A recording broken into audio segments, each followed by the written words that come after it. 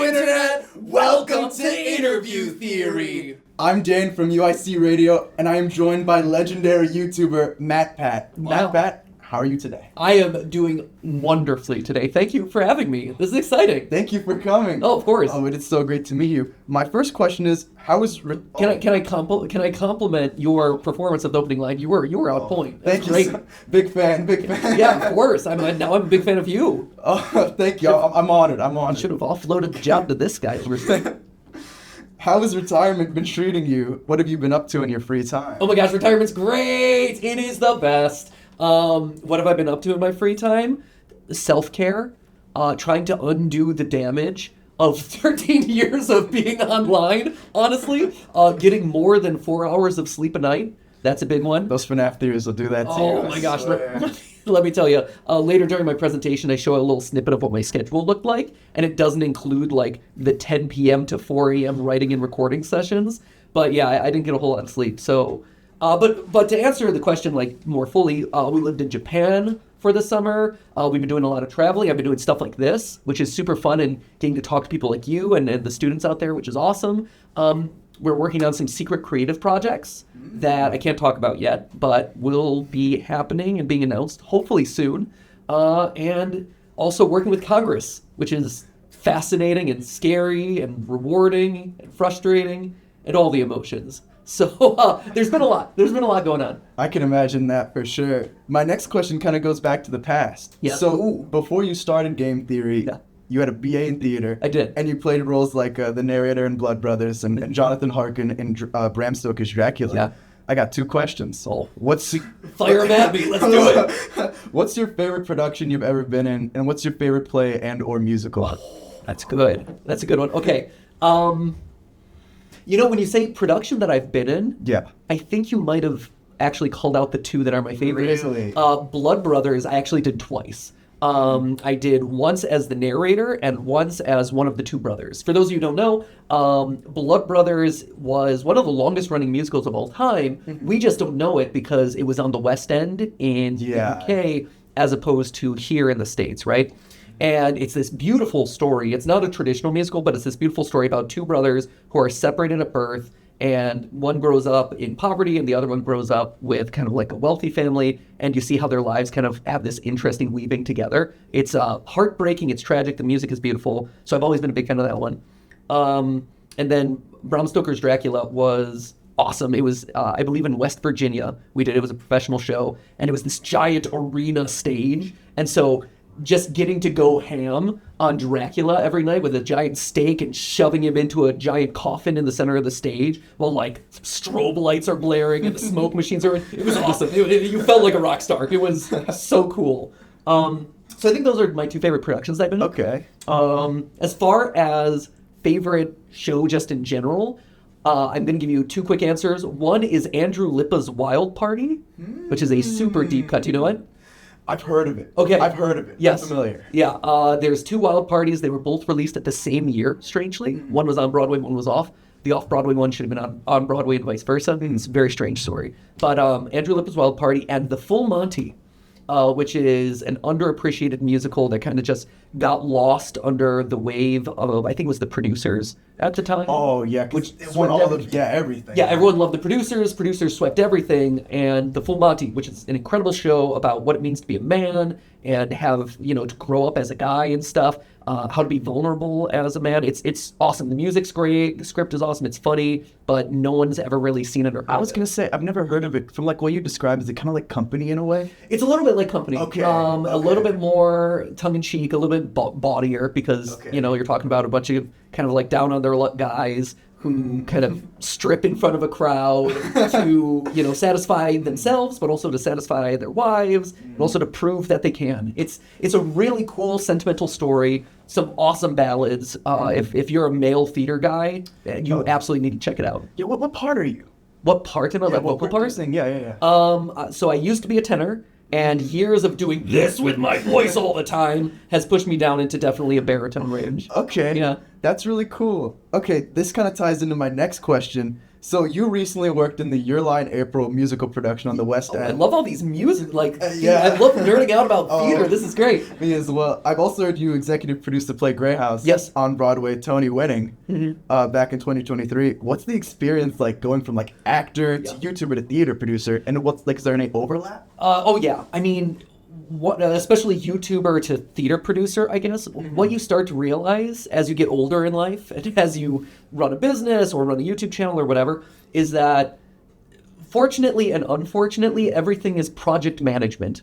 You know, it's the business of how you get the creative done. If we're using musical theater references, Sunday in the Park with George. I love that one. Phenomenal show. Another one of my all-time favorites. But the song about putting it together in Act 2, where it's him trying to raise funds and find the right investors find the right studio. That is truly so accurate to what it means to put a piece of art, a video, a project together, right? And that's true on YouTube, that is true in theater, and that is true in like the business world, just in general. Like you start to see that, hey, if you want to do a thing, you just say yes and go out and do it, but you got to find the right people and you just got to knock on the right doors. Yeah. If you want to be an author, write a book. If you want to produce a play, get some friends together and start producing a play. Like all you have to do is say yes and walk through the door.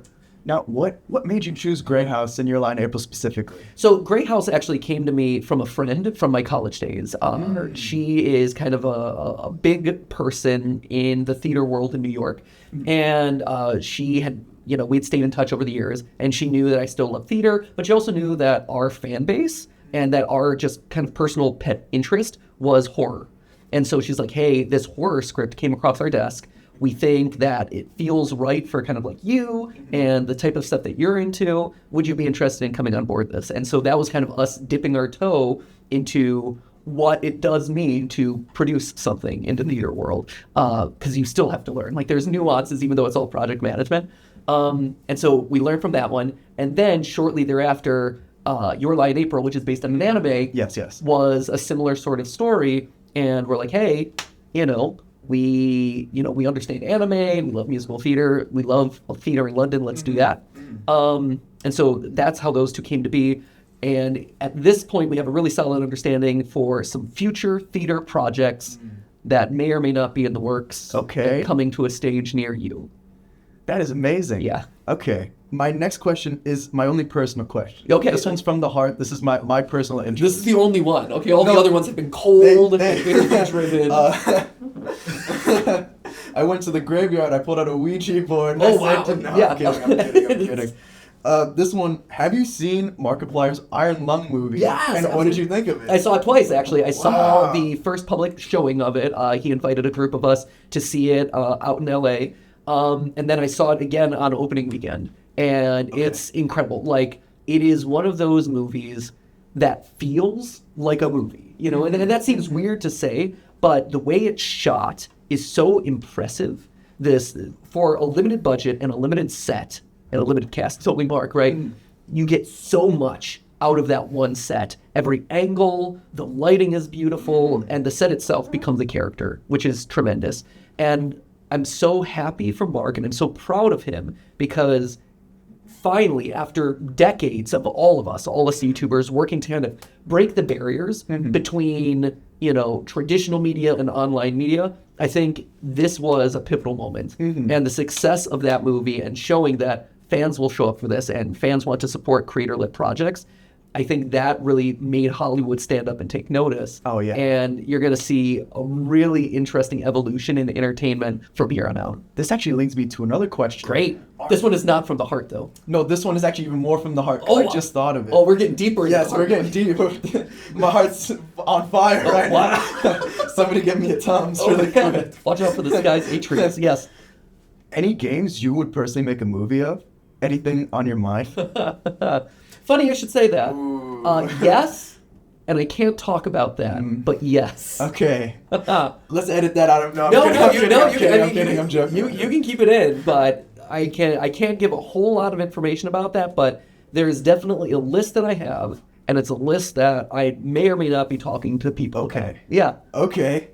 For a scoop? No, I'm kidding. I mean, honestly. Okay. Yes. This next question is also from this is a personal interest question. Okay. This is interesting. Still in the heart? Oh, Of course, it's from the heart, MatPat, of course.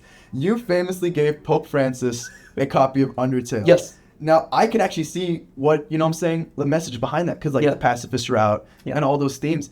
And, like, I saw a clip of him where he saw Megalovania in a live performance. Did you ever hear back from him? Like, if he played it? He hit me up in my DMs, you know? It's like, That's on Twitter.com. yeah, on Twitter.com. He hit me up in my DMs and said, hey, Matt, thanks for this. Genocide run was real tough. Finally beat Sam's run. I gave the neutral route a try. No, unfortunately. I never heard back from Pope Francis, but I like to think that he became Undertale's largest fan. And that when that Italian circus troupe did that juggling performance, that he's like, I recognize that song. The light in his eyes. Yeah, I mean, if you watch the video, because there's a video of it that exists, if you watch the video, you'll see him nodding. He nods knowingly. He knows. He knows. He knows MatPat put me onto Undertale. Yeah, exactly. This is my final question. Okay. Are there any series that you're really passionate about that you've never had the opportunity to talk about on Game Theory or Film Theory? Ooh, that's a really good question. Yes, but what they are, honestly, it would be probably some older franchises, that I didn't get a chance to talk about, because the internet kind of moved on and became more recent and popular. I think, actually, this past year has been tremendous for gaming. Oh, yeah. Between Hollow Knight Silksong, between Hades 2, between Claire Obscure, Expedition 33, there are so many good games out there this year. And to be honest, like, I don't regret giving up the channels. I'm so happy in retirement. I will not go back. But it's one of those things where I look at that year of gaming, 2025, and I'm like, I would have loved to have talked about each and every one of these because there's so many cool theories in them, and there's so many good topics to cover. Yeah, like how big mascot horror has become. Yeah. I remember, like, back in 2016 was, like, slightly niche. Yeah. And, like, when you were in, like, the Random Encounters FNAF musicals. Yes. Oh, my gosh. How do you feel about how big it is now? My actual final question. The actual final question? Yeah. Well, actually, it's interesting because I think in a lot of ways, mascot horror has kind of turned the corner, right? I think, between, Bendy and Hello Neighbor and obviously FNAF. Poppy's Playtime. And then you get into Poppy's Playtime. And I think Poppy's Playtime is probably where people's affection for the genre has started to either, like, tire out or, like, that's the last one of that era. You have things like Garten of Banban, which are ironically appreciated. I think in a like, so bad it's good. It kind of makes your eyes roll and you're like, do this thing again. But you appreciate it. It's kind of like postmodern mascot horror. In some weird way. Like it's like turned into absurdism. Yeah, absolutely. Garden of Banban, the Dolly. Yes, that's exactly right.